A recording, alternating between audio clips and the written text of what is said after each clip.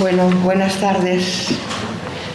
Seáis bienvenidos y bienvenidas esta tarde a un acto especialmente candente, porque todos sabéis la situación que se está viviendo en Oriente Próximo, en Gaza principalmente, pero también en el Líbano, también en Yemen. En Yemen acaban de asesinar al jefe del Estado Mayor de las Fuerzas Armadas yemeníes, al-Gamari.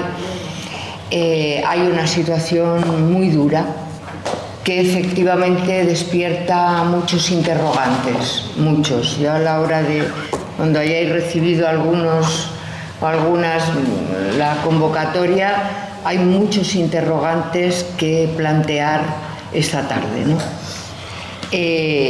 Algunos de ellos apuntan en alguna dirección. El que más ha surgido estos días es la tregua, el alto el fuego, otros llaman el acuerdo de paz, y las incógnitas que eso abre, de las cuales obviamente vamos a hablar con seguramente las voces más cualificadas de la resistencia en Palestina y en Líbano, en definitiva en el eje de la resistencia. Yo simplemente quería recordar, para apuntar en alguna dirección, aparte del discurso de Trump en el Parlamento israelí, del cual hablará ampliamente Leila, yo quería señalar otra cosa, y es la presencia de un personaje en todo este circo de Egipto, de las negociaciones del acuerdo de paz, de Sharm el-Sheikh, y es Tony Blair. Es curioso que cuando este criminal de guerra formó parte del trío de las Azores, justamente para intentar justificar ante el mundo la invasión de Irak, cuando las armas de destrucción masiva, cuando todo el planteamiento mediático que precedió, toda la manipulación informativa bestial que precedió a la invasión de Irak, este personaje reaparece de la mano de Trump, planteando la continuidad histórica de la dominación imperialista en Oriente Medio, y ni siquiera se ha molestado en cambiar las caras de los criminales de guerra, ¿no? Entonces, bueno, yo quería hacer esta pequeñísima introducción. Creo que los conocéis, algunos de vosotros, algunas quizás sea la primera vez, pero bueno, para vosotras os presento a Mayed Dibsi, periodista palestino. Ha desempeñado muchas tareas importantes como periodista, pero una que yo creo que ha cumplido una función muy importante en la conciencia de la gente, y es un programa muy breve en Radio 5 Todo Noticias, en el cual parecía un soplo de aire fresco que de repente, entre toda la mierda, con perdón, que nos metían en las cabezas, aparecía Mayed hablando de otra manera. Bueno, Mayed es el representante para Europa del Frente Popular para la Liberación de Palestina, que sabéis que es una de las fuerzas que forman parte de la resistencia palestina y del eje de la resistencia en Oriente Próximo. Así que le doy la palabra a él, y luego cuando le toque a Leila, pues ya hago su presentación. Adelante, Mayed. Gracias. Buenas tardes. Al parecer que hay dos conferencias por aquí. Sí. Hay mucha gente que confunde aquí o allá. Yo me hubiese encantado que viniesen todos aquí para escuchar. No, es una broma. Sé que lo que está en vuestra mente es lo que acaba de resaltar Inés, el evento de Sharm el Sheikh, previamente lo que llamaron el plan, el alto el fuego, o le llamaron el plan de paz, el plan de paz en Oriente Próximo. Y eso suena raro, ¿no? Hay muchos planes de paz en el Oriente Próximo desde hace ya décadas y ninguno prosperó. ¿Por qué? Porque realmente, lejos de ser planes de paz, eran planes de intento de someter a una zona tan importante como es Oriente Próximo, Oriente Medio. Explicaré. ¿Por qué se hizo el alto el fuego de inmediato en Gaza con motivo o con la ocasión del segundo aniversario del 7 de octubre? En la ecuación hay dos partes. La parte que representa la resistencia palestina, la del eje, y la parte que protagoniza el adversario, que es Estados Unidos, Israel, o la entidad sionista, y sus lacayos en la región, y el personaje, como ya dijo, de Tony Blair. Porque ellos querían lanzar desde el primer momento el día después del alto el fuego. Cada término que se utiliza en el lenguaje de la diplomacia, entre comillas, hay que poner subrayar 4 o 5 líneas, porque ninguna de las palabras que se utilizan es inocente. Nosotros, como eje de resistencia, somos racionales, sabemos lo que carecemos y lo que podemos tener. Sabemos que hemos sufrido un golpe muy fuerte a lo largo de 2 años. Sabemos que hemos sufrido un exterminio que todavía sigue en marcha. Un exterminio a juzgar por toda la opinión pública internacional que coincide ahora, propios y ajenos, que ha sido un genocidio, un exterminio, un intento de borrar del mapa a parte del pueblo palestino, que son 2.300.000 que habitan la franja de Gaza. Este plan nos costó cerca de 350.000, las cifras más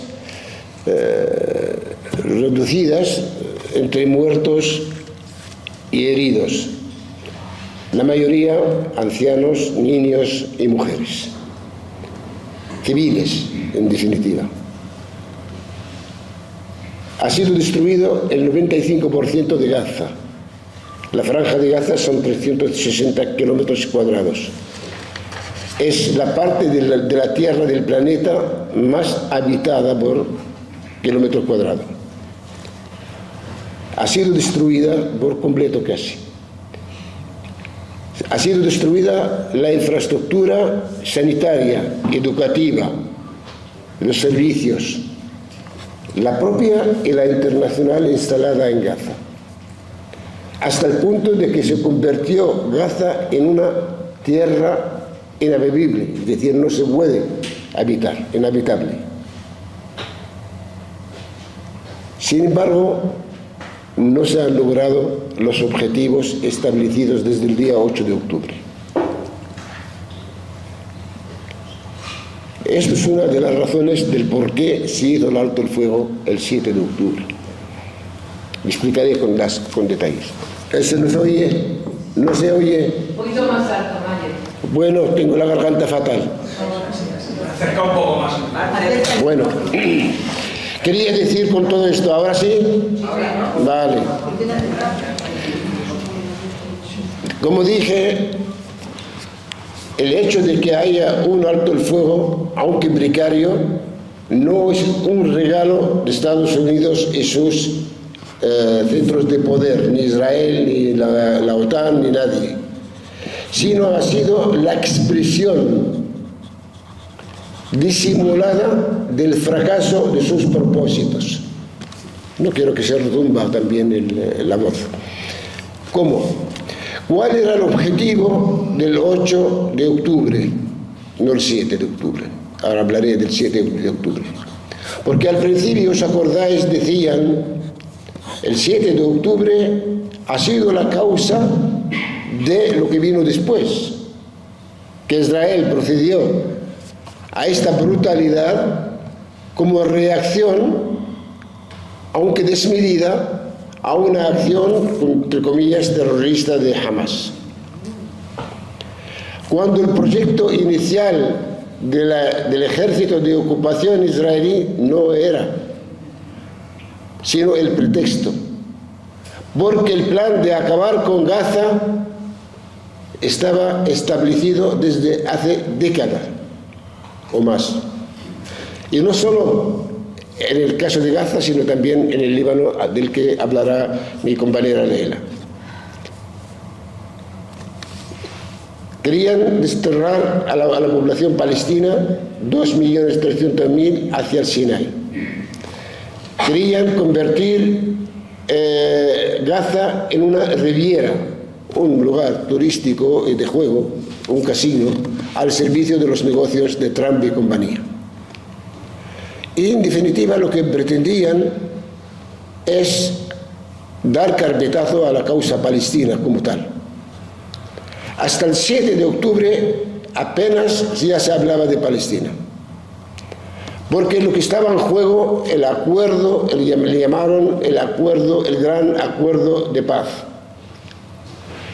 y el acuerdo de Abraham, donde omiten del mapa una causa que se llama la causa palestina, siendo la causa palestina el tema central de Oriente Medio. El eslabón débil, desde su punto de vista, era Gaza. Pero ¿por qué también querían desembarazarse de Gaza? No solo desterrar a 2.300.000. Hay un factor fundamental, es el demográfico. Querían reequilibrar la situación dentro del territorio histórico de Palestina, desplazando a 2.300.000 palestinos. Porque los que viven ahora en Palestina, de palestinos, hay cerca de 8 millones. Y los israelíes hoy, hasta el 7 de octubre del 2023, eran 7 millones y medio. Es decir, nosotros tenemos una superioridad demográfica sobre los ocupantes. Desembarazarse de ellos, reequilibramos a favor de la entidad sionista y de los colonos, pero al mismo tiempo hacer una separación geográfica, política, de lo que es Gaza y Cisjordania, el resto de Palestina. Como si Gaza no tuviese nada que ver desde el punto de vista territorial. Es una parcela en el mar separada. El fracaso a pesar de, uno, la caída estrepitosa de la narrativa israelí que reinaba hasta el 7 de octubre, de que Israel es un Estado que tiene derecho a defenderse, Israel es un Estado democrático en la oasis de Oriente Medio, Israel es un pueblo víctima del Holocausto, Israel es el pueblo elegido en una tierra prometida. Esta narrativa, que siempre ha sido arropada o arribada, digamos, apoyada, embojada por los medios de comunicación y por los centros de investigación occidentales, ha caído por el suelo. Con el fracaso de conseguir los objetivos de desterrar a la población palestina al Sinai, junto con todo esto, con el exterminio, la no recuperación de los presos israelíes en manos de la resistencia, obligan a Estados Unidos, entre otras razones, a pedir el alto el fuego. ¿Pero por qué? No es porque Trump quería adquirir el Premio Nobel de la Paz, no. Porque la situación interna norteamericana, como repercusión de lo que vinieron a ser los 2 años de enfrentamiento con la resistencia palestina, han cambiado el mapa. Una opinión pública internacional masivamente a favor de Palestina. No solo en las manifestaciones, sino estamos hablando del cambio de chip, de muchísima gente que empieza a estudiar o a descubrir qué es lo que está pasando en Palestina, cuál es la historia real de Palestina. Si os digo una cifra que salió hace una semana, que dentro de Estados Unidos hay un sindicato de profesores, por primera vez, que este sindicato tiene en sus filas nada más que 3 millones de socios. Acaban de editar un libro sobre la historia de Oriente Próximo, poniendo el mapa de Palestina, poniendo Palestina, teniendo en cuenta que el Estado de Israel, si no fuera por Estados Unidos, no existiría. El 70% de los judíos norteamericanos, hay 7 millones en Estados Unidos. Después de Israel hay 7 millones en Estados Unidos. El 70% de los judíos norteamericanos se manifiestan antisionistas y no aprueban la política de Netanyahu y su gobierno. Y dicen que Palestina es para los palestinos. El 69% de los jóvenes del Partido Demócrata votan a favor de Palestina y que teníamos que liberarnos de la prisión del lobby sionista. 42% de los votantes de los republicanos también empiezan a cambiar de chip. Esto obliga a Trump a buscar, que además tiene al acecho elecciones parciales de renovación del Senado y del Congreso, que ahora tiene mayoría absoluta en ambas cámaras, podría perder. Todo esto lo obliga, pero es que además hay que añadir otros factores. Su fracaso ya tiene acechado, digamos, cosechando el fracaso estrepitoso en Yemen. Volvió a Yemen. El fracaso en Irán también. Y el fracaso en el Líbano, del que va a hablar Leila. El alto el fuego que se hizo en el Líbano también fue una trampa, pero también por necesidad de Israel, porque la población colonia israelí en los colonios en el norte, que es la parte más fructífera en la entidad sionista, abandonaron. Hay 1 millón largo de colonos abandonaron Palestina. Todos estos factores llevan a la conclusión de que Estados Unidos tiene la obligación de hacer alto el fuego. Pero no quiere hacer un alto el fuego a cualquier precio. Quería aprovechar de los éxitos que ha conseguido Israel, también hay que decirlo, golpeando el impacto del golpe contra Hezbollah, acabando con la plana mayor de los dirigentes de Hezbollah, entre ellos el secretario general Hassan Nasrallah, y la plana mayor de los militares, etc. El golpe que han dado en Irán al principio, se creían que podían acabar con el régimen iraní, y han tenido éxito en Siria.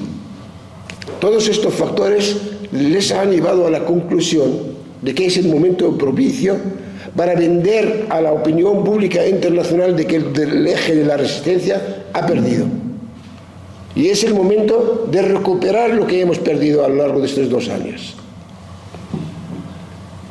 Lejos de ser verdad, el eje de la resistencia en su conjunto, y a pesar de los golpes dolorosos que hemos recibido, no, lejos de ser derrotada, ha podido recuperar su poderío militar, anímico, no solo en el Líbano, sino también en Palestina, porque lo que está ahora cayendo en Cisjordania, lo que está pasando lo mismo con Gaza, y quieren desterrar a 3,5 millones de palestinos de Cisjordania a Jordania.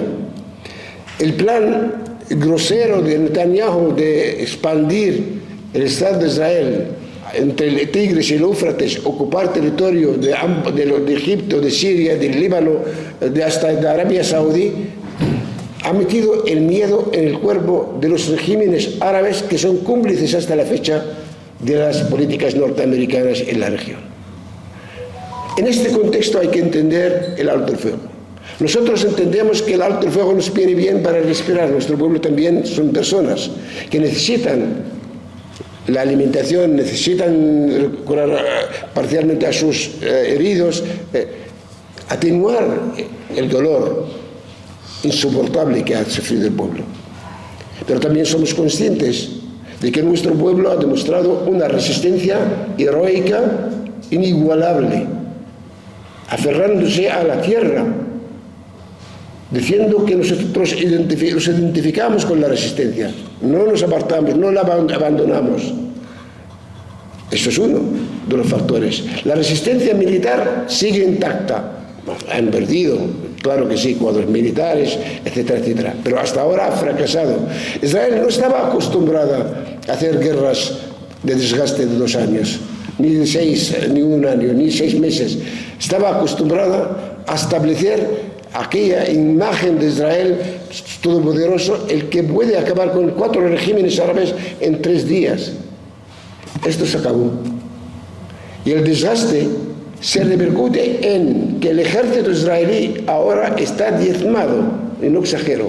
El 30.000 de los soldados israelíes están bajo tratamiento psiquiátrico. Hay 14.000 se han desertado. Hay casi 20.000 no han querido incorporarse al ejército de los reclutas. ¿Israel qué puede hacer? Han recorrido al Blackwater, han recorrido a todos los mercenarios del mundo, los que mueren, americanos, porque los americanos estaban implicados directamente. Las bombas que lanzó Israel sobre Gaza son más de 220.000 toneladas, equivalentes a 12 bombas atómicas. Todo esto ocurrió, pero Estados Unidos quería vender que la resistencia acepta el plan de Trump. Fue trampa. Creían que va a decir la resistencia no queremos, para que luego justificar continuar. Israel al menos. Vino la resistencia y dijo, y no solo Hamas, el Frente Popular, Jihad Islámica, dijeron los que realmente llevaron el peso específico del enfrentamiento, aceptamos el plan Trump, pero con las líneas rojas. No hay entrega de armas, no hay destierro de la población, no hay presencia de fuerzas internacionales, no hay Tony Blair con el día después. Alto el fuego y intercambiamos los presos. Intercambiaron 20 de los vivos presos, unos cadáveres, no todos, porque también hay muchos de los 200 y pico de los cadáveres están todavía bajo escombros, de los israelíes, que habría que buscar, una vez levantados los escombros, y levantar el embargo, meter material sanitario, alimentos, etcétera, etcétera, levantar el embargo, abrir el vaso de Rafah, etcétera, etcétera. Israel sabemos que no cumple nunca con los acuerdos. Es incapaz de hacer otra guerra, porque necesita tiempo, necesita reponer las armas, porque entre la guerra de Ucrania, la guerra de Palestina, y entre otras, se han vaciado los almacenes. La presencia china y la presencia rusa, cada vez más patente, cada vez más clara, más obvia, hace que Estados Unidos piense en ganar tiempo, recorriendo a la trampa, como han hecho con las negociaciones con Irán.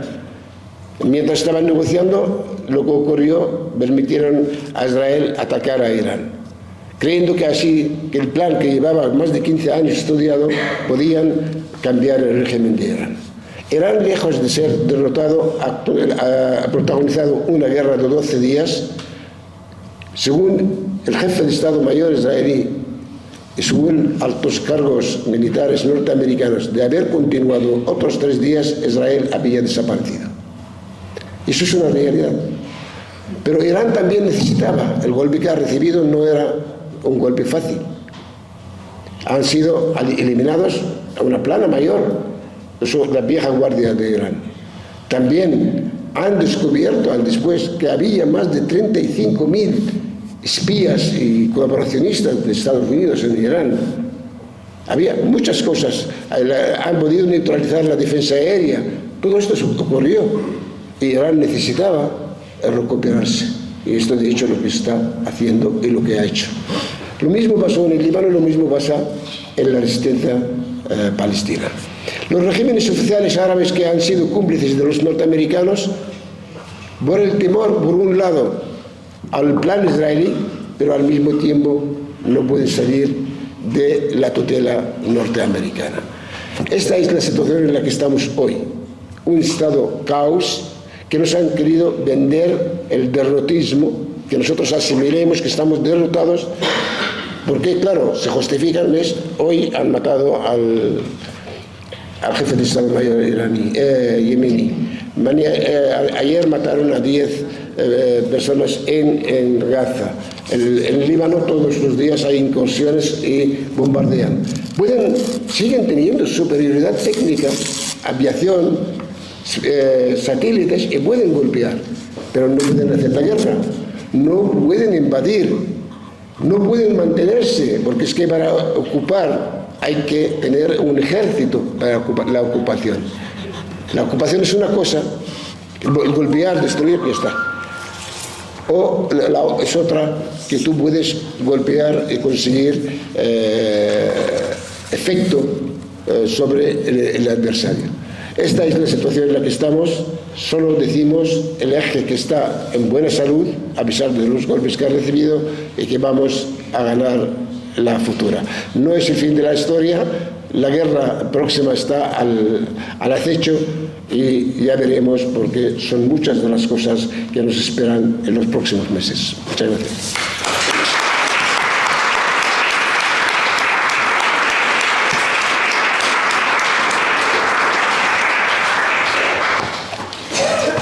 Bueno, muchas gracias, Mayet. A continuación tiene la palabra Leila Ghanem.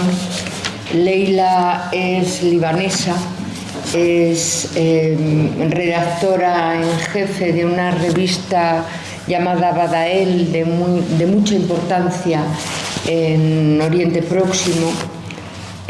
Trata de temas ecológicos, de los cuales no va a hablar hoy porque no es el momento, aunque todo lo que se trata en relación con la ocupación de las grandes multinacionales norteamericanas, de Monsanto, de las tierras, de los granos, forma parte de la estructura de dominación. Ella es antropóloga de formación, periodista y sobre todo es una mujer combatiente, es una mujer que tiene sus orígenes y sus relaciones actuales también en la militancia comunista, y sobre todo es uno de los referentes más importantes tanto en Líbano como en Palestina como en otros países del eje de la resistencia, es decir, su defensa de la legitimidad de la resistencia armada, de Hezbollah, de Hamas, de todos aquellos que han pretendido ser criminalizados como integristas, como asesinos, cuando, como todos sabemos muy bien, son especialistas en poner asesinos, criminales, integristas al frente de los gobiernos, como ha sucedido en Siria. Así que, una vez más, le doy la palabra a Leila, agradeciéndole muchísimo todo su trabajo. Leila, desde hace mucho tiempo, pero sobre todo desde el 7 de octubre, puntualmente, en medio de situaciones muchas veces muy difíciles en Líbano, en medio de los bombardeos, ella escribe su artículo correspondiente al número de Conciencia de Clase que tenéis ahí y que tiene en ella a una privilegiadísima voz de la resistencia de los pueblos en Oriente Próximo, que no es muy fácil de encontrar. Es decir, Mayet Leila, tenemos hoy el privilegio de escucharle. A Mayer le tenemos más cerca, más a mano. A Leila no tanto, así que muchísimas gracias por el esfuerzo de haber viajado. Bonsoir et merci pour la présentation de Nines, que je crois qu'il est positif, j'espère en tout cas. Donc, je viens d'arriver de Beyrouth. La semaine dernière, j'étais encore à Beyrouth. Donc, là-bas, ce qui préoccupe les gens, c'est bien sûr le cessez-le-feu à Gaza. Surtout que le Liban, depuis le 23 septembre 2023, lui aussi, il a signé une trêve avec Israël. Donc, les gens, ils sont en train d'évaluer ce cessez-le-feu qui a été fait, signé par les États-Unis et Israël, par Trump esencialmente. Ella acaba de llegar de Líbano la semana pasada, de Beirut exactamente. Ella estaba allí la semana pasada bajo las bombas israelíes, porque esa es una de las cosas que hay que hablar, y nos cuenta que efectivamente para la gente de la calle el tema fundamental es la evaluación del alto el fuego. ¿Qué tiene que ver lo que ha pasado en Gaza con lo que ha pasado en Líbano, con el mismo otro acuerdo de alto el fuego firmado entre Israel y Líbano en 2023? La préoccupation principale, la question qui se pose, est-ce que on peut considérer ce cessez-le-feu une victoire ou une défaite, comme ce fut le cas au Liban? Y la pregunta fundamental es, ¿se puede considerar el alto el fuego una victoria o una derrota? Que es la misma pregunta que se hizo en Líbano. Bien sûr, au Liban, pourquoi c'était une défaite? Parce que depuis que cette trêve, on a eu le droit à une commission d'observation du cessez-le-feu présidée par les États-Unis d'Amérique, avec une présence de la France et des casques bleus. Et depuis, le Liban a été mis sous mandat américain. Ça veut dire nous vivons en plein dictat américain sur le Liban. En Líbano lo que sucedió se considera una derrota, sin paliativos. Se les impuso un comité de observación del alto el fuego presidido por Estados Unidos, en el que participaba también Francia y los cascos azules. Y se puede considerar sin ninguna duda que Líbano está hoy bajo el dictat americano. Le gouvernement a été désigné par les États-Unis d'Amérique, le président de la République par les États, tous les ministres, à part les ministres de Hezbollah, ont été désignés par les États-Unis d'Amérique. Il ne se passe pas une semaine sans que des délégués américains arrivent à Beyrouth, et on a un délégué permanent au Liban et en Syrie qui est Tom Barak. Son Estados Unidos quienes han designado al presidente del gobierno, a todos y cada uno de los ministros que se sientan en el gobierno. No pasa una semana sin que delegados del gobierno de Estados Unidos estén allí y, en definitiva, Líbano en estos momentos está absolutamente sometido a las decisiones y a los intereses de Estados Unidos. Ceci dit, la résistance, elle est toujours là. Nous, on dit, on a perdu un combat, mais on n'a pas perdu la guerre, que la guerre, elle va continuer. Là, nous sommes en état de reprendre nos forces, il faut dire. La resistencia, por supuesto, está ahí, sigue ahí, y la resistencia está dispuesta a seguir combatiendo. Lo que pasa es que, bueno, se necesitaba un espacio de posibilidad de recomponer las fuerzas. Ceci dit, Israël, depuis cette trêve, c'est ce que risque de se passer à Gaza. C'est pour ça que je fais la comparaison.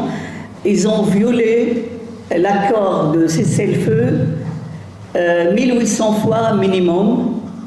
Ils ont continué à tuer, à assassiner des militants de Hezbollah, surtout ceux qui avaient des tâches militaires. Et ils ont continué à détruire des maisons. On peut dire qu'Israël, avant le cessez-le-feu, elle avait détruit 39 villages au sud Liban, et maintenant ils ont détruit 10 villages en plus, et ils ont achevé la destruction des autres villages, et ils ont gardé 5 points stratégiques sur 5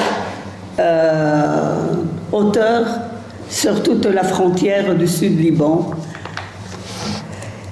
Ella hace la comparación entre el alto el fuego en Gaza y Líbano porque ellos han podido comprobar qué es lo que pasa cuando se firma un acuerdo de alto el fuego.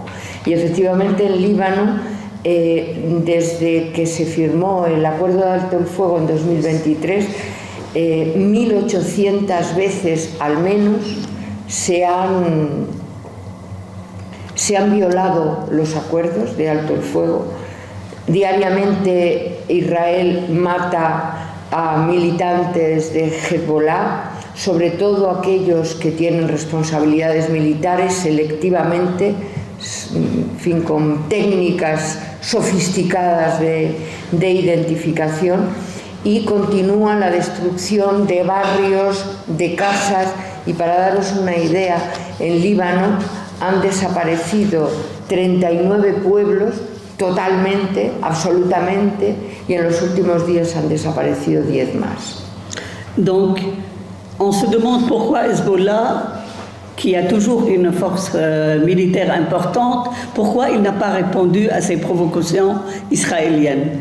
Se pregunta la gente, o podemos hacernos la pregunta nosotros también, ¿por qué Hezbollah, que siempre ha estado ahí, que tiene una fuerza militar real, por qué no ha respondido a estas provocaciones? La réponse, c'est que le Hezbollah, qui a perdu son chef historique Hassan Nasrallah, qui a perdu le second aussi chef historique Hashim Safieddine, qui a vu toute la direction militaire qui s'appelle la brigade de Radwan, qui a entraîné tous ces guérilleros au sud Liban, qui a été décimée grâce bien sûr toujours aux bombardiers américains, parce que ça on va revenir après.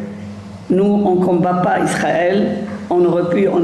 Si le 7 octobre a montré quelque chose, c'est qu'Israël, c'est très facile de la vaincre, mais nous sommes face à l'Occident impérial et surtout à la tête duquel se trouvent les États-Unis d'Amérique.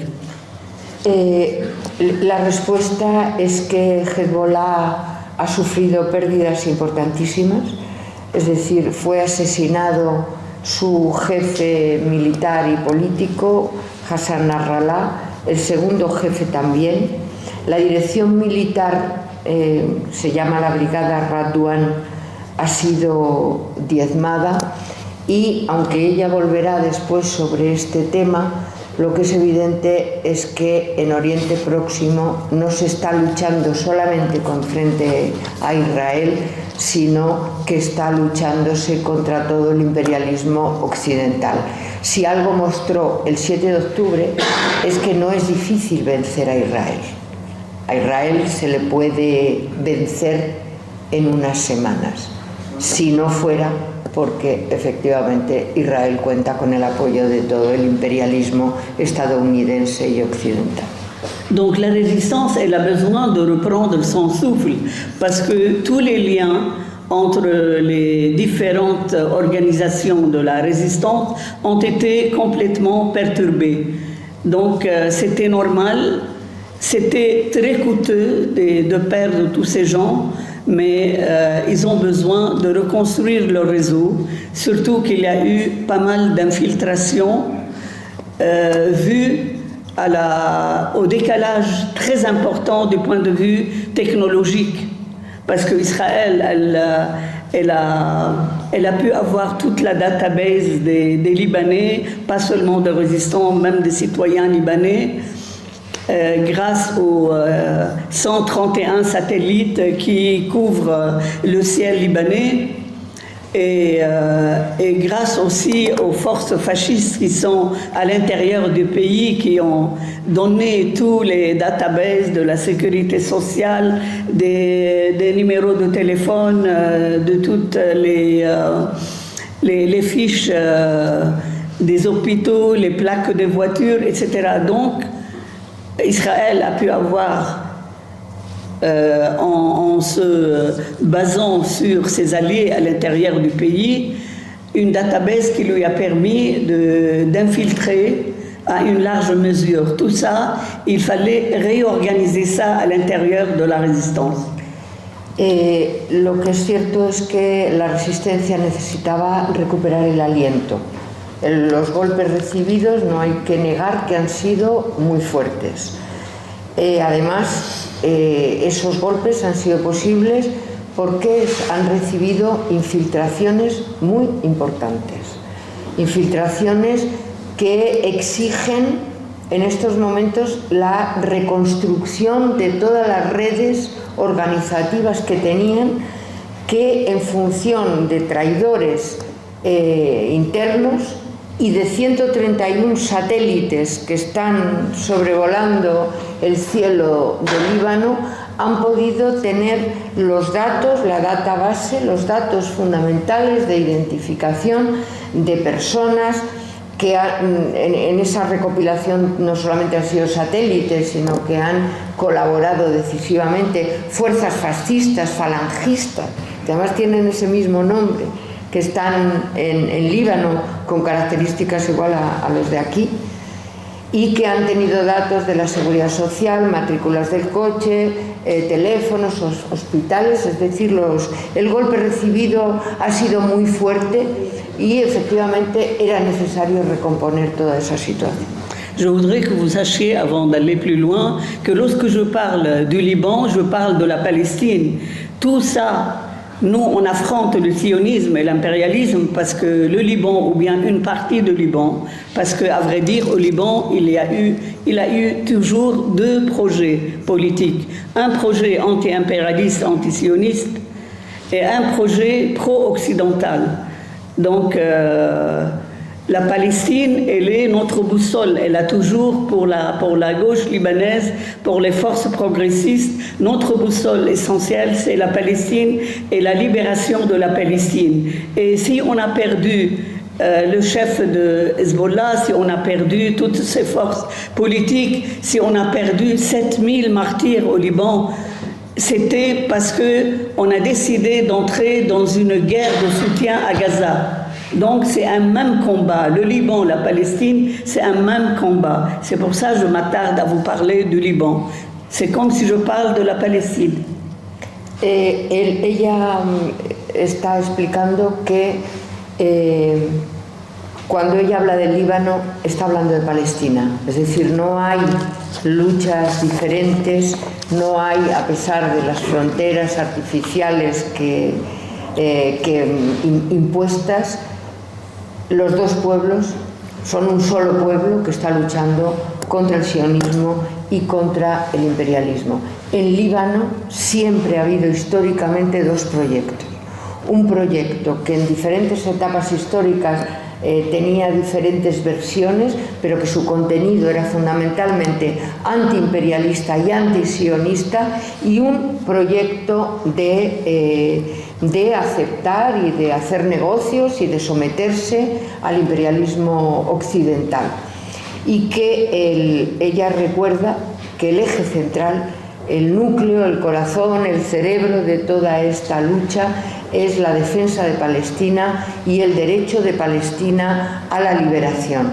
Y recuerda que en Líbano en los últimos tiempos solo ha habido 7.000 muertos, 7.000 mártires, y que lo que le está sucediendo a Líbano es directamente el resultado de haber tomado conscientemente y voluntariamente el compromiso de luchar por la liberación del pueblo palestino.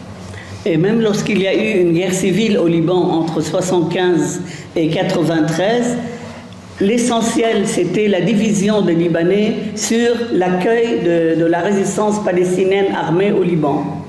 En Líbano no solamente hay un enfrentamiento histórico, sino que ha habido una guerra civil estrictamente entre el año 1975 y 1983, y la diferencia, es decir, el tema de conflicto fundamental es la acogida en Líbano de la resistencia palestina armada. Et dans ma jeunesse, à moi, lorsqu'on militait politiquement en tant qu'étudiant ou bien lorsqu'il y avait des grèves de la classe ouvrière dans les zones industrielles, c'était toujours deux résistances. La résistance armée palestinienne qui sortait dans les rues les armes à la main, et il y avait le mouvement social à côté. Donc on avait une sorte de deux résistances, résistance sociale et une résistance de libération nationale qui étaient liées tous les deux. Ça fait, pour ceux qui veulent comprendre un peu ce qui se passe au Proche-Orient, ça c'est un exemple très important. Ella recuerda que en ese momento de guerra civil no solamente estaba la resistencia armada, sino ella recuerda sus años de militancia política, en los cuales al lado de la resistencia palestina no solamente había los grupos armados de las guerrillas, sino que estaba la clase obrera, los estudiantes, la gente reivindicando derechos sociales y apoyando al pueblo palestino. Il faut que j'aille plus vite. Plus vite, non, et que tu ne sortes pas si loin, parce que c'est déjà 8 heures. Oui, oui. Donc, est-ce que le cessez-le-feu à Gaza, c'était une victoire ou pas? Moi, je dirais, et les Palestiniens aussi, le peuple palestinien, c'était une victoire. Pourquoi? Parce qu'il fallait arrêter la machine de mort qui était en cours à Gaza, le génocide, et il y avait donc l'impérialisme, il était obligé, lui, de cesser le feu. C'est une demande qui est venue de Trump lui-même. Et il l'a exprimé dans son discours lorsqu'il a dit à Israël que Israël risque de se trouver seul parce que son visage s'est sali à l'échelle internationale. Donc c'était pour sauver un peu l'image terrible, diabolique, barbare de cet impérialisme qu'ils ont accepté de cesser le feu. Donc de ce point de vue, ça ne peut être que victorieux pour le peuple palestinien. El pueblo palestino, los pueblos de Oriente Medio, no consideran sin ninguna duda el alto el fuego como una victoria.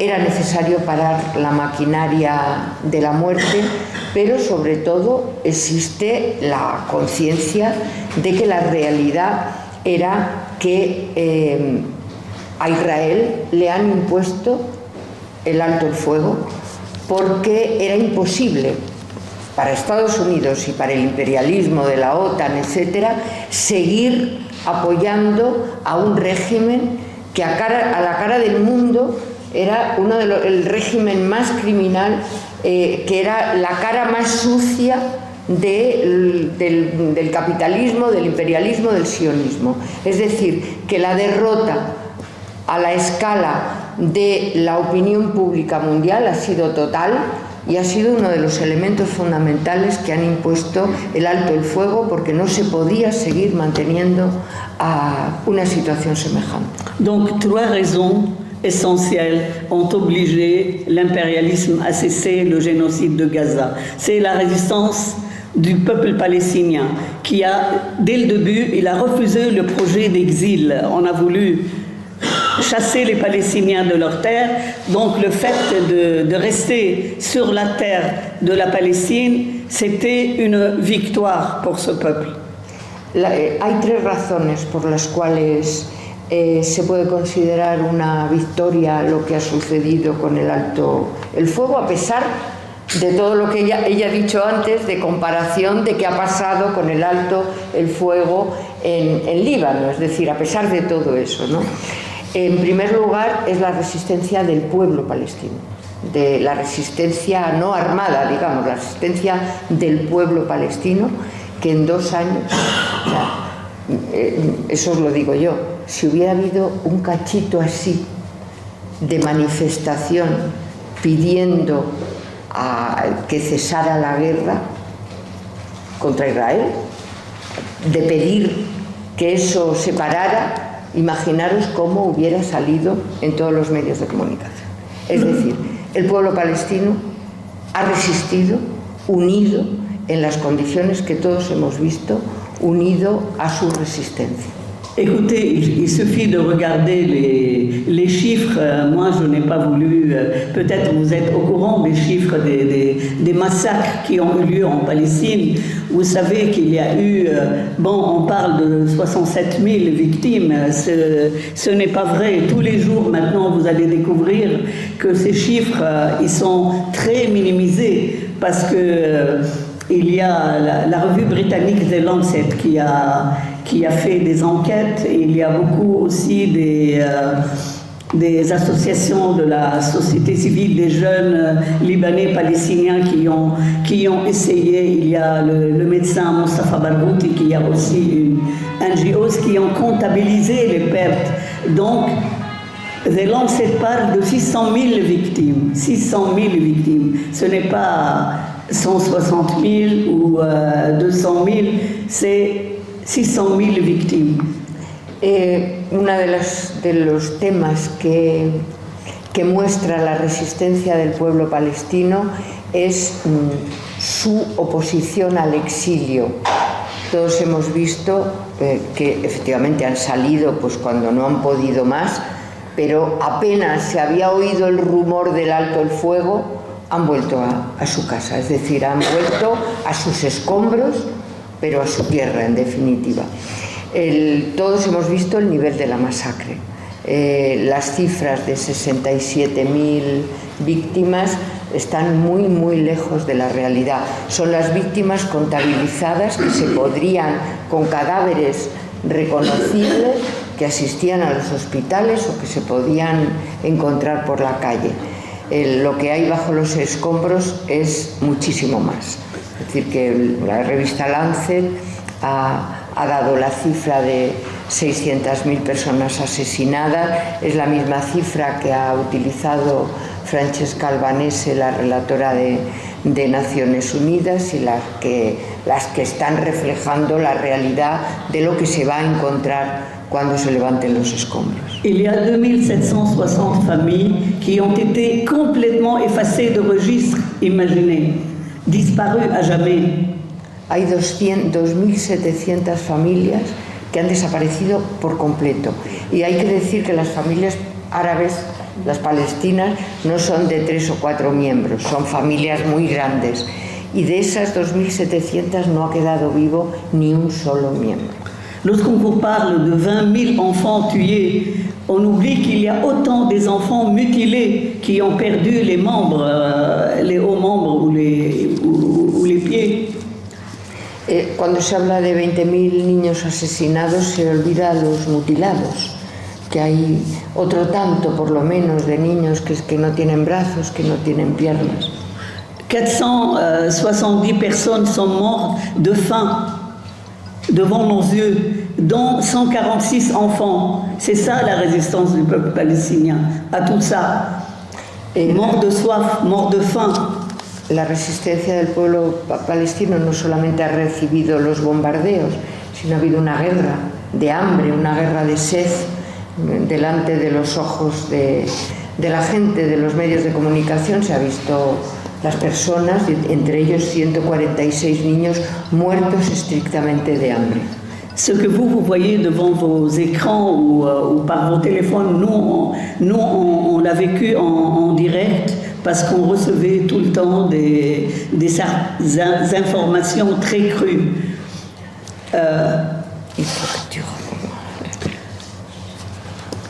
Oui, il faut que je fasse vite, mais j'ai envie aussi de vous raconter un témoignage d'un médecin pour parler de la résistance du peuple palestinien.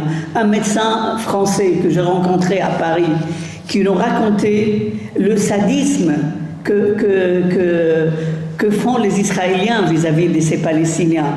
Il a dit qu'il y a un jour où il devait soigner à peu près 300 blessés à la suite d'un bombardement sur tout un quartier. Et il a dit qu'on a commencé par les enfants, etc. Donc ils sont restés 48 heures non-stop à faire des opérations.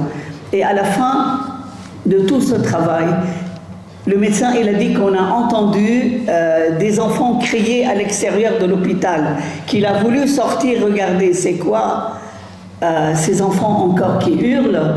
Et les gens lui ont dit non, ne sors pas, ce sont des drones que les Israéliens mettent au-dessus des hôpitaux qui imitent les voix des enfants pour attirer les médecins. C'est le moyen de tuer des médecins. Ils envoyaient des drones qui imitaient les voix des chats pour que les enfants viennent vers les chats et en tuent les enfants. C'est ça que le peuple palestinien il a affronté. Para dar cuenta del sadismo con que se está actuando el sionismo en Gaza, quiere contar la historia de un médico que ella ha encontrado en París, un médico que volvió a operar, que vivía en Francia y que, vista la situación, volvió a Gaza a trabajar, y le contaba que un día después de un bombardeo estaban en el hospital recibiendo una cantidad enorme, 300 personas, priorizaron los niños, estuvieron 48 horas trabajando, operando sin parar, y oyó llantos de niños fuera. Iba a salir porque se pensaba que hay niños llorando bajo los escombros, y le dijeron no salgas, son drones que están imitando el llanto de los niños para que cuando los médicos salgan a buscarlos poder matar a los médicos. Pero no solamente eso, otros drones que imitaban los maullidos de gatos para atraer a los niños y matar a los niños antes de que crezcan. Eso es estrictamente, yo creo que eso son datos concretos que ella cuenta, pero creo que basta haber visto en los medios de comunicación en directo cómo se expresa el sionismo para dar cuenta de que efectivamente las cosas son así. Bon, donc ce cessez-le-feu, on le doit à la résistance du peuple palestinien, et on le doit aussi à la résistance de Hamas et tous les autres fractions palestiniennes comme Al-Jihad, comme le FPLP, parce qu'ils œuvraient tous ensemble et qui ont continué à résister à l'armée israélienne avec tout le soutien qu'elle a reçu de l'Occident Vous savez, la fois dernière, je vous ai parlé d'un chiffre faramineux que les Israéliens, ils ont reçu dans cette guerre 55 milliards de dollars américains. Et si vous divisez ça sur le nombre de victimes palestiniennes, vous allez avoir 1 million de dollars payés à Israël pour chaque victime palestinienne. Donc, cette résistance armée, elle a pu la semaine d'avant le cessez-le-feu, elle a réussi quand même à continuer à faire du mal à l'ennemi dans un rapport de force qui est tout à fait déséquilibré. La victoria está sin ninguna duda debida también a la resistencia armada del pueblo palestino. La resistencia armada integrada por Hamas, por el Frente Popular, por la Yihad Islámica, que han combatido unido cada cual con las fuerzas que podía y con unas pérdidas obviamente importantes, pero han continuado haciendo frente a el quinto ejército del mundo, al primer ejército de Oriente Próximo, que ha recibido una cantidad de dinero que ella nos recordaba la otra vez, de 55.000 millones de dólares, que quiere decir que por cada muerto palestino ha recibido $1 millón el Estado de Israel. Et le troisième élément de cette victoire, on le doit à la solidarité internationale formidable qui a eu lieu dans toute l'Europe, parce que c'est la seule force que les Palestiniens ils ont reçue. Vous le savez bien que le régime arabe, ils se sont alignés sur l'Occident impérial et ils ont laissé les Palestiniens tout seuls. Il y avait seulement donc la guerre de soutien qui est livrée par la résistance libanaise et tout ce mouvement formidable de solidarité internationale. La tercera razón de la victoria, sin duda, es la enorme solidaridad internacional recibida de todos los pueblos del mundo. Es decir, ha sido una solidaridad a pesar de la traición, una vez más, de los regímenes árabes alineados con el imperialismo, y una solidaridad internacional que ha desbordado toda la historia anterior y todas las previsiones que se podía imaginar. Vous savez, de décembre 2024 à avril 2025, ça veut dire 5 mois à peine, il y a eu à peu près 798 manifestations en Europe. Combien? 798, 798. Et les derniers mois, ces derniers mois avant le cessez-le-feu, il y a eu 2066. Dans le texte que vous allez trouver, je mets les références parce que on a déjà sur place des comités qui essayent un peu de créer des liens entre tout ce mouvement formidable à l'échelle internationale. Donc on essaye de détecter tous les mouvements sur place. Il y a eu 2066 manifestations, ça veut dire en moyenne 15 manifestations par jour. Sans parler de tous les milliers de pétitions, les positions des acteurs de Hollywood, des sportifs du monde. Ça, vous avez dû suivre. Je ne veux pas entrer dans les détails, il n'y a pas le temps. Ella no quiere entrar en detalles porque no hay mucho tiempo, pero por decir que para dar una idea, solamente en Europa, entre diciembre de 2024 y mayo de 2025 ha habido 780 manifestaciones.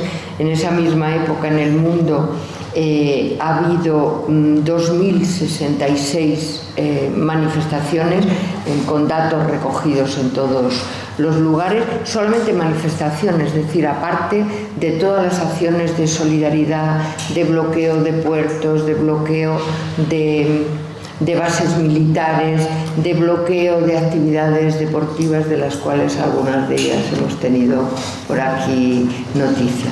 Vous savez, à l'échelle de l'Europe, il a été décidé de la Commission européenne d'incriminer les manifestations de solidarité avec la Palestine. Beaucoup de jeunes, moi je connais beaucoup de jeunes en France qui ont été mis dans les prisons, en Allemagne, dans les pays nordiques, etc.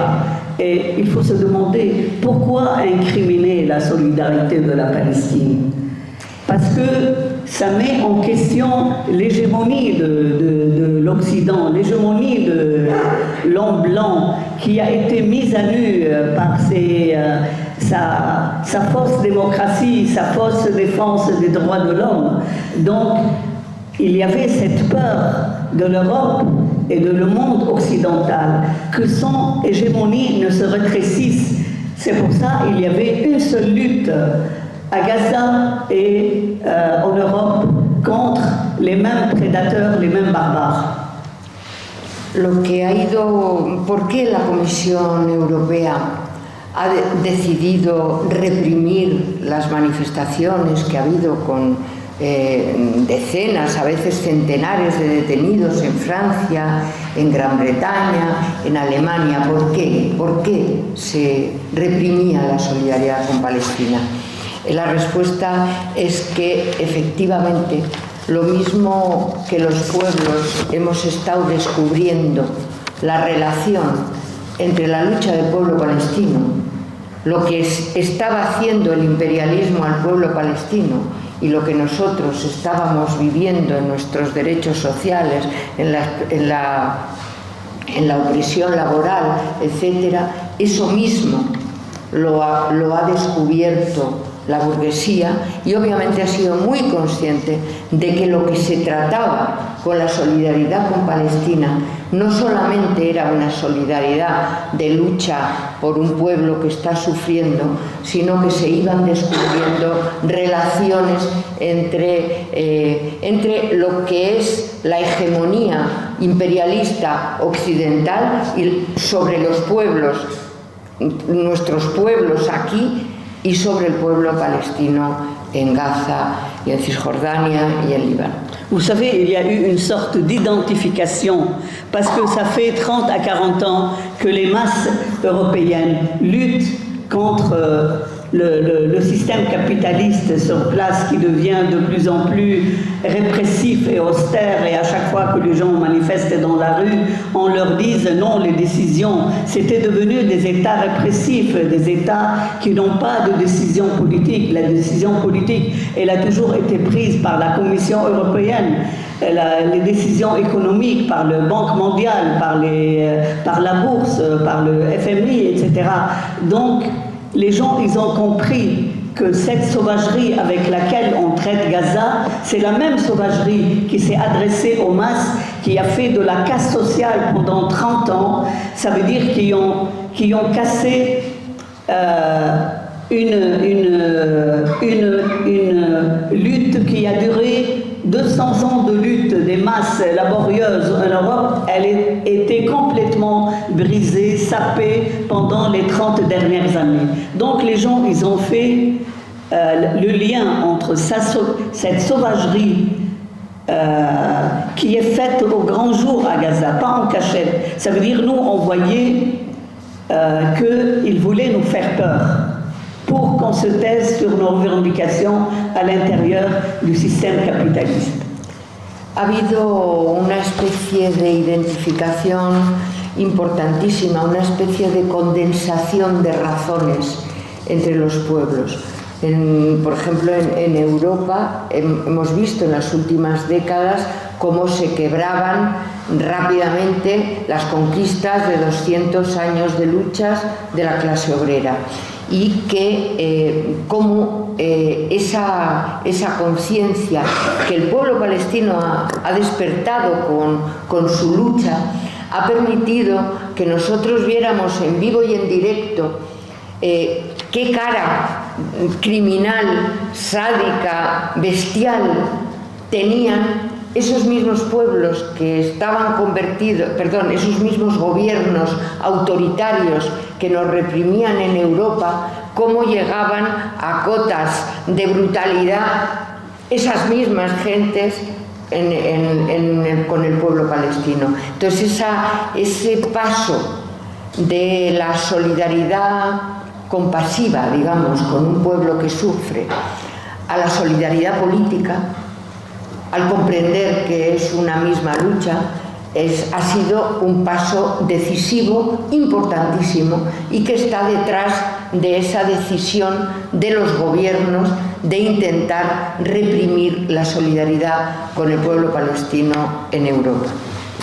Donc, il y a, j'ai comme exemple, je ne veux pas parler beaucoup de l'Italie, mais les syndicats, le syndicat général italien, ce n'est pas un hasard qu'il fait un tract historique où il dit que les génocides de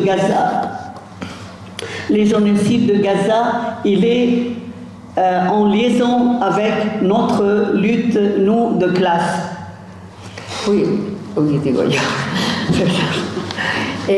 La lucha en Italia, la huelga general que ha habido recientemente, ha sido la demostración más alta de algo que sí que se estaba viendo en los otros pueblos, ¿no?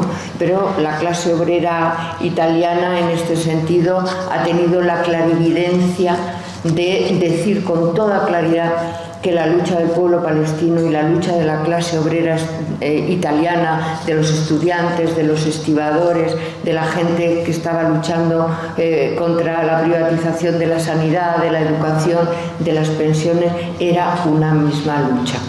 Un camarade italien m'avait dit, on a eu l'impression qu'il y a Gramsci qui est revenu parmi nous et qui est en train de nous dire que l'unité de la lutte entre Italiens et entre Européens contre le capitalisme, ce n'est plus un besoin de circonstance, c'est devenu quelque chose de vital aujourd'hui pour contrer la barbarie capitaliste.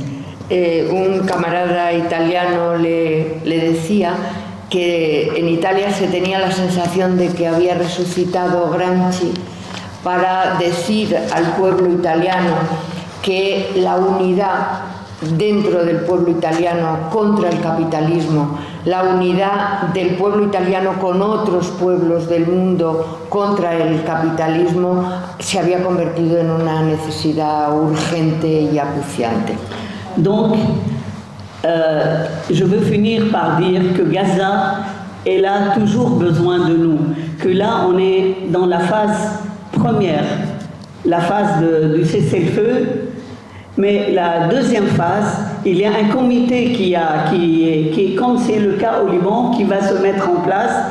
Ce n'est pas, il n'y a aucun moment ils disent que le peuple palestinien a le droit d'élire lui-même ses élus, mais ils ont désigné un comité qu'ils appellent un gouvernement de paix qui est constitué de Tony Blair, de Jared Kushner et de Steve Witkoff. Ce sont des mêmes gens qui ont passé aussi au Liban, on les connaît nous bien de nom. Et ça ressemble un peu de ce que les Américains ils ont fait en Irak lorsqu'ils ont désigné le gouverneur Bremer. Donc le but de l'impérialisme, c'est de créer le vide dans cette région. Les gens n'ont pas le droit d'avoir ni des structures sociales, ni des institutions. Le but principal, c'est la guerre civile permanente. Ce n'est pas de permettre à ces populations du monde d'exister, c'est de réprimer toute velléité de vie sociale. C'est ça le but du projet posé par Trump, et il ne le cache pas. Dans son discours à la Knesset, il l'avait exprimé d'une façon très claire et nette. Il veut désarmer le Hamas et il va les empêcher et empêcher tous les Palestiniens, pas seulement Hamas, de gouverner leur propre pays. Con lo que quiere terminar es diciendo que el pueblo palestino tiene necesidad de nosotros, que lo que hemos vivido es una primera fase, el proyecto imperialista está claro que es el mismo que se ha intentado imponer, vamos, que está funcionando en Líbano, el que se impuso en Irak con el gobierno Bremer. Van a crear un gobierno de paz en el que estará Tony Blair, Kouchner, Witkoff, en fin, los que hemos oído.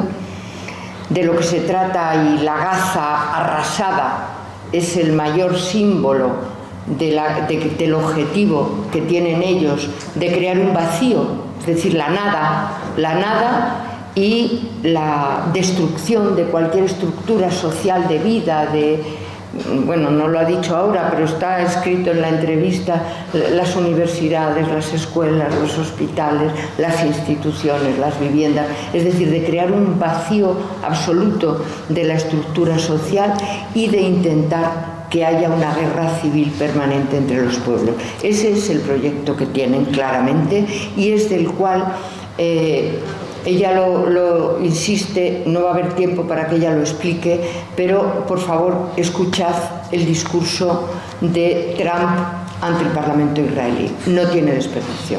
Es una lección política clarísima de la desvergüenza y de la bestialidad del proyecto que tiene el imperialismo. Eso es lo que tienen ellos proyectado para Palestina. Mais il faut que vous sachiez, ça ce sont les desseins de l'impérialisme, ils comptent faire ça, mais nos peuples à nous, les Libanais, les Gazaouis, ne vont pas laisser faire. On ne va pas accepter de rendre les armes, on ne va pas accepter le dictat américain et le dictat israélien. Ça va nous coûter encore du sang, ça va nous coûter encore des sacrifices. Donc on a besoin que vous restez vigilants, que vous restez auprès de nous, que vous continuez la bataille. Et je termine par une jolie phrase de Rosa Luxembourg qui dit que lorsque l'on bouge, que l'on perd ses chaînes. Je pense que nous sommes sur la bonne voie et il faut continuer la lutte. Merci beaucoup.